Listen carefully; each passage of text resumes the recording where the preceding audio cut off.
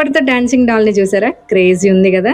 నేను పింట్రెస్ట్ లో చూసాను అనమాట. చూడగానే భలే క్యూట్ అనిపించింది, అందుకే చేస్తున్నా మా హనుబాబు కోసం. టైం కూడా ఏం పట్టదు, జస్ట్ 5 minutes లో అయిపోతుంది. దీనికోసం ఒక 4 కలర్ పేపర్స్ తీసుకొని ఒక 15 inches వచ్చేలా, ఇంకా బ్రెడ్ తో ఒక 5 inches వచ్చేలాగా కట్ చేసుకున్నా.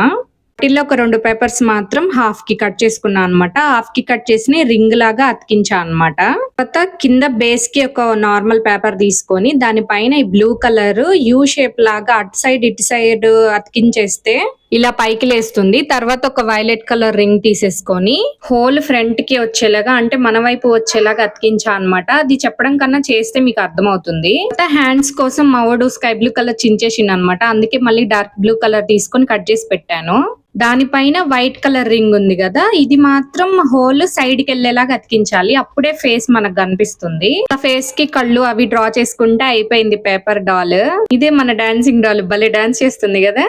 డాన్స్ చేస్తుందని మా వాడు కూడా డాన్స్ చేస్తున్నాడు. తర్వాత ఏముంది, బుయ్ బుయ్ అని ఆడి చించి పడేసిండు.